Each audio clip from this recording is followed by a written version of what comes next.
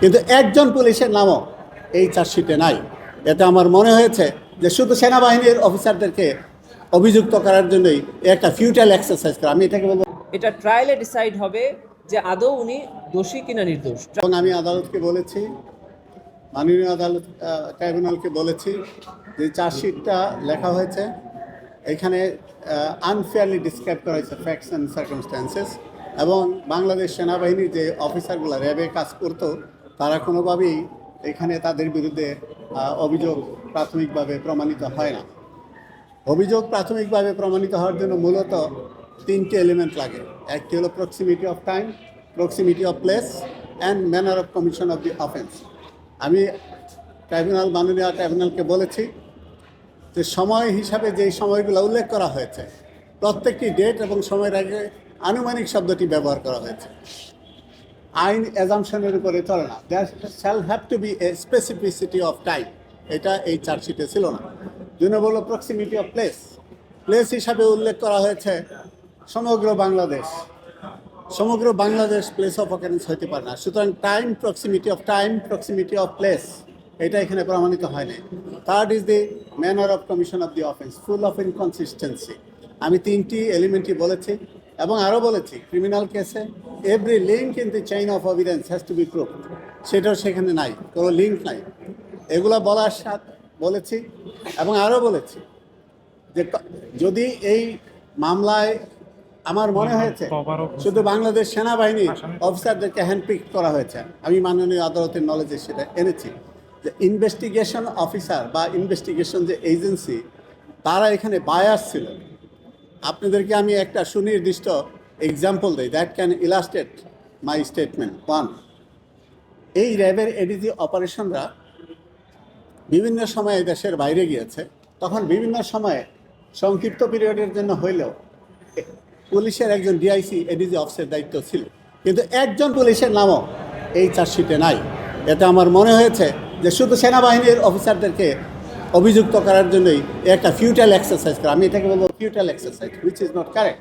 এবং এখানে there is a serious lack of fairness, যেটাকে আমি বলবো ইনভেস্টিগেশন এজেন্সি যেটা যে চার্জ তৈরি করেছে এবং প্রসিকিউশনও যেটা অ্যাকসেপ্ট করেছে, এবং সেইখানে আমি মনে করি প্রসিডিউরাল যে ফেয়ারনেস সেটা প্রশ্নবিদ্ধ।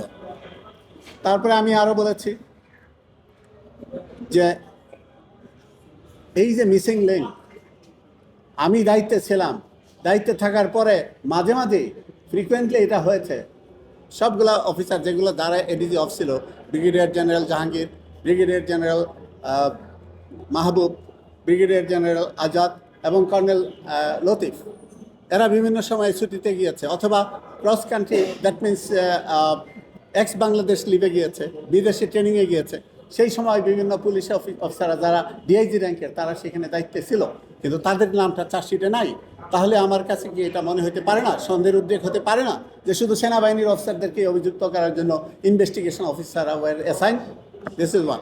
নাম্বার টু, এডিজি অপারেশন এবং যে ডাইরেক্টর অফ ইন্টেলিজেন্স র্যাবে, তাদের ফাংশনটা বুঝতে হবে। তাদের ফাংশন, ব্যাটালিয়নগুলো যে 15টা ব্যাটালিয়ন আছে র্যাবের, এরা কিন্তু দে আর ইন্ডিপেন্ডেন্ট ইন টেকিং ডিসিশন। তাদের সাথে এডিজি অফিসের কোনো বিষয় নেই। থানায় যেমন রুটিন মামলা হয়, arrest, custody and onward production to the court, থানার ওসি কি আইজিকে বলে করে, থানার ওসি কি এডিশনাল আইজিকে বলে করে? It is something like that, this is a routine matter যে they will arrest, keep them in custody for 24 hours and they will produce before the court for adjudication, এবং তারা তাই করেছে।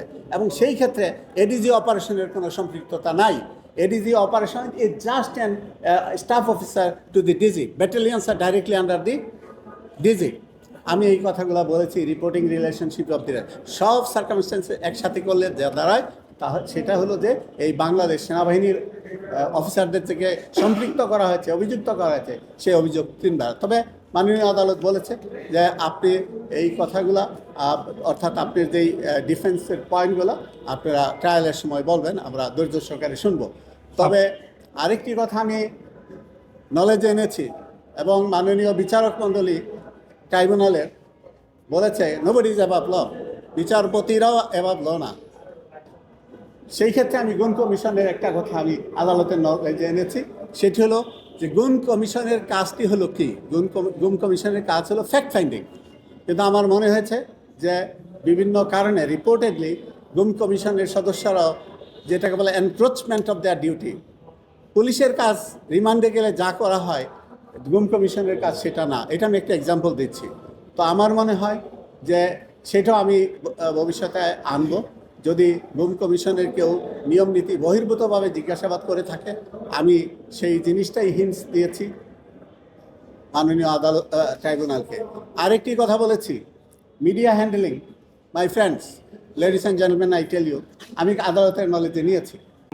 আপনি একটা কনক্লুডিং, ওনারা যে শুনানি করেছেন সব মামলাগুলোর, সেটার একটা কনক্লুশন সাবমিশন করেছেন, ওই কনক্লুশন অংশটুকু আমাদেরকে একটু বলবেন। ডিফেন্সের পক্ষ থেকে ইনফোর্স ডিসঅ্যাপিয়ারেন্স মামলায় বেসিকলি যে গ্রাউন্ডটা আনা হয়েছে সেটা হলো যে ওই পার্টিকুলার অ্যাকিউজড পারসন ভিকটিমদেরকে যখন অ্যাবডাক্ট করা হয়েছে, অপহরণ করা হয়েছে, তখন ওনারা কেউ কেউ দেশে ছিলেন না, কেউ দায়িত্বে ছিলেন না, কেউ রিটায়ার্ড করেছেন, এই ধরনের আর্গুমেন্ট করেছে। আমরা প্রসিকিউশনের পক্ষ থেকে দেখিয়েছি যে এই আইনে আমরা 5টি অপরাধের অভিযোগ এনেছি। একটা হলো অ্যাবডাকশন মানে অপহরণ, আরেকটি হলো কনফাইনমেন্ট মানে আটক করে রাখা বেআইনিভাবে, 3 নম্বর হলো টর্চার নির্যাতন করা, আরেকটি হলো ইনফোর্স ডিসঅ্যাপিয়ারেন্স মানে গুম করে রাখা। এর যে কোনো একটি অপরাধের সাথে সংশ্লিষ্ট থাকলেই এই আইনের অধীনে তিনি অপরাধ করেছেন মর্মে গণ্য হবে। তো অ্যাবডাকশনের সময় উনি ছিলেন না, কিন্তু পরবর্তীতে যখন তাকে কনফাইন করে রাখা হয়েছে আয়না ঘরে অথবা গুম সংক্রান্ত যে কোনো সেলে, তখন কিন্তু ওনারা সেখানে দায়িত্বে ছিলেন, এটা ওনারা অস্বীকার করতে পারছেন না। অতএব ওনারা শুধু অ্যাবডাকশনের উপরে আর্গুমেন্ট করছেন, কনফাইনমেন্ট এবং টর্চারের উপরে ওনারা আর্গুমেন্ট করছেন না। প্রসিকিউশনের পক্ষ থেকে সেটাই দেখানো হয়েছে যে এই 4টি অপরাধের যে কোনো একটি সংগঠনের সম্পৃক্ততা থাকলেই আন্তর্জাতিক অপরাধ ট্রাইব্যুনাল আইনেই তিনি একজন অপরাধী হিসাবে গণ্য হবেন। সর্বশেষ কথা হলো যে এটা হলো চার্জ হিয়ারিং স্টেজ, এখানে সত্য বা মিথ্যা নিরূপণ করার কোনো সুযোগ নেই। আসামির পক্ষ থেকে যা যা বলা হচ্ছে সব কিছুই হলো এই মামলার মেরিটকে টাচ করে, আর যখন মেরিটকে টাচ করে তখন এটা ট্রায়ালে ডিসাইড হবে যে আদৌ উনি দোষী কিনা নির্দোষ। ট্রায়ালে যদি ওনাদের কেস প্রমাণ করতে পারে অথবা প্রসিকিউশন তাদের কেস প্রমাণ করতে ব্যর্থ হয়, তাহলে ওনারা খালাস পাবে। আর প্রসিকিউশন যদি তাদের কেস প্রমাণ করতে পারে তাহলে ওনাদের বিরুদ্ধে শাস্তি প্রদান করবে ট্রাইব্যুনাল। এটাই হলো আজকের আর্গুমেন্টের বিষয় ছিল, যে এই স্টেজে এই ম্যাটারগুলো ডিসাইড করার সময় আসেনি। এগুলো চার্জ যদি ফ্রেম হয় তাহলে ট্রায়াল স্টেজে গিয়ে নির্ধারিত হবে। আজকে তারিখ পরিবর্তন হয় আদেশের বিষয়। না, আজকে কোর্টের টাইম ম্যানেজমেন্ট এই হয়েছে। আজকে অনেকগুলো মামলা ছিল, আইটেম প্রায় 13টি মামলা ছিল, সবগুলোই বেশিরভাগ কোর্ট শুনেছেন, তাই কোর্ট সময় পাননি। এছাড়া